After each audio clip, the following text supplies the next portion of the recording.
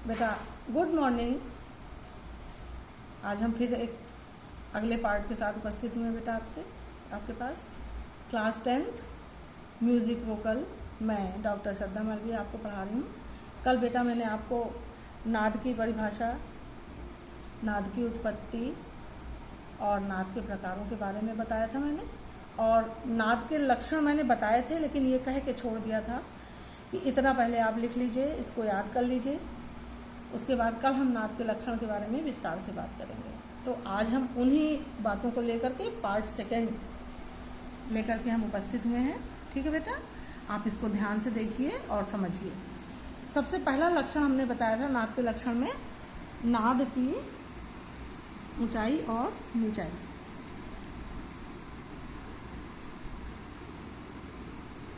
नाद की ऊंचाई और नीचाई मतलब नाद का ऊंचापन और नीचापन है क्या? हम कैसे पहचानेंगे कि ये नाद ऊंचा जा रहा है या नीचे जा रहा है? तो अब आप देखिए क्या है ये। गाते बजाते समय हम यह अनुभव करते हैं कि सा से ऊंचा रे और रे से ऊंचा ग से ऊंचा मा और मा से ऊंचा पा रहता है। इसी तरह सातों स्वर एक दूसरे से ऊंचे होते चले जाते हैं। इसी प्रकार जैसे जैसे हम ऊपर बढ़ते जाते हैं स्वर ऊंचा होता चला जाता है। इसका कारण यह है कि नाद अर्थात स्वर की ऊंचाई नीचाई उसकी आंदोलन संख्या पर निर्भर करती है या आधारित है। प्रति सेकंड अधिक आंदोलन संख्या होने से नाद ऊंचा होता है और कम होने से यह नीचा होता है। इसी को हम नाद का ऊंचा और नीचापन कहते हैं। मतलब आंदोलन संख्या अगर बढ़ी तो नाद ऊंचा हुआ, आंदोलन संख्या अगर कम हुई तो नाद नीचा हो गया। इसी को नाद की ऊंचाई और नीचाई कहते हैं। अब दूसरा लक्षण था नाद का छोटा और बड़ापन। मतलब छोटा नाद क्या होता है, बड़ा नाद क्या होता है, इसको देखेंगे अब हम।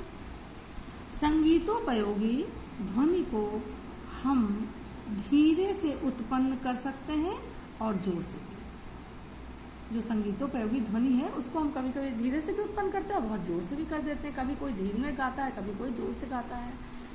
तो धीरे से उत्पन्न की गई ध्वनि, धीरे से उत्पन्न की गई ध्वनि छोटा नाद कहलाती है और जोर से उत्पन्न की गई ध्वनि को हम बड़ा नाद कहते हैं। समझ में आया छोटा बड़ा का मतलब? छोटा नाद कम दूरी तक और बड़ा नाद अधिक दूरी तक सुनाई देता है। ठीक है ना भाई? हम धीरे से बोलेंगे तो हम ही सुनेंगे, हमारे आसपास के दो तीन लोग सुन लेंगे, लेकिन बहुत दूर तक इसकी आवाज नहीं जाएगी। तो हम जब धीमे से बोलते हैं या धीरे से कोई ध्वनि उत्पन्न करते हैं तो छोटा नाद, और जोर से बोलते हैं तो बड़ा नाद।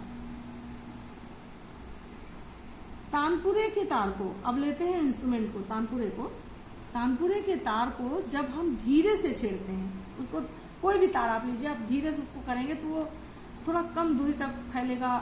ऊपर नीचे होता है ना तार, कंपन होता है, आंदोलित होता है तार, तो कभी ऊपर जाता है कभी नीचे आता है।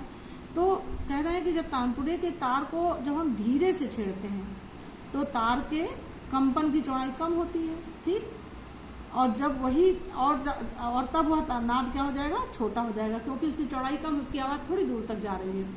इसके विपरीत जब हम उसी तार को जोर से छेड़ते हैं तो क्या होता है, तार का कंपन अथवा उसकी आंदोलन की चौड़ाई जो क्या हो जाती है, अधिक होती है, और तब नाद क्या होता है, बड़ा हो जाता है। यही बात हर इंस्ट्रूमेंट के अंदर आती है।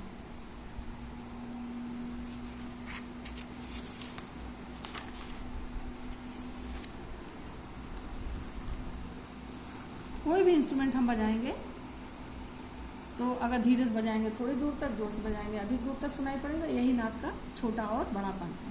अब तीसरा इसका लक्षण था नाद की जाति अथवा गुण।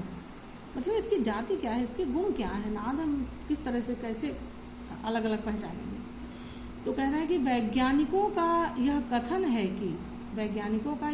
है कि कोई भी नाद अकेला उत्पन्न नहीं होता है, कोई भी नाद अकेला उत्पन्न नहीं होता है, उसके साथ साथ कुछ अन्य नाद भी उत्पन्न होते हैं, और इन्हीं जो साथ साथ जो अन्य नाद उत्पन्न हुए उन्हीं नादों को हम क्या कहते हैं, सहायक नाद कहते हैं। क्या कहते हैं, सहायक नाद कहते हैं। सहायक नादों को सुनकर अलग अलग पहचानना तो कठिन होता है, लेकिन पहचाना तो जाता ही है। सहायक नादों की आंदोलन संख्या तथा उनकी जोड़दारी प्रत्येक वाद्य में भिन्न भिन्न होती है, इसलिए वायलिन का स्वर सितार से और सितार का स्वर सारंगी से, सारंगी का स्वर तबले से तथा हारमोनियम का स्वर सरोद के स्वरों से भिन्न भिन्न होता है। ठीक है, समझ में आ रहा है। हम कोई भी वाद्य सुनते हैं, सुनकर पहचान लेते हैं ना कि ये हारमोनियम बज रहा है, ये तानपुरा बज रहा है, ये सितार बज रहा है, ये सरोद बज रहा है, ये वायलिन बज रहा है, ये तबला बज रहा है, ये ढोलक बज रहा है। पहचानते हैं कि नहीं पहचानते हैं? तो इसी को हम नाद की जाति कहेंगे और उसका वही ये गुण भी है। ठीक है बेटा, तो इसको आप खूब अच्छे से पढ़िए, बहुत इंटरेस्टिंग है, बहुत अच्छे से समझ में आपको आ जाएगा।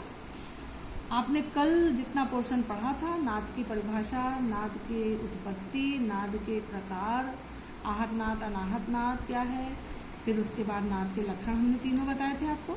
ठीक है ना, बताया था 3 लक्षण, और नाद की ऊंचाई नीचाई, नाद का छोटा बड़ापन और नाद के जाति अथवा गुण, ये सब बताया था आपको। तो आप इसको पढ़िएगा, समझिएगा और इसको फेयर कॉपी में खूब अच्छे से उतार लीजिएगा।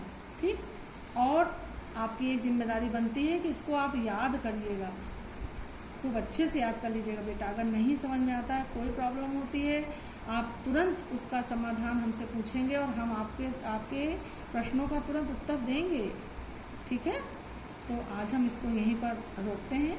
आप इसको अभी हमारे पास टाइम है, आप सुनते रहिए, इसको बार बार सुनिए, 2 बार सुनिए, 3 बार सुनिए, और जो भी समझ में ना आए अभी मुझसे प्रश्न आप पूछिए। हम ऑनलाइन हैं, आपके साथ हैं बेटा। ठीक, ओके, बाय।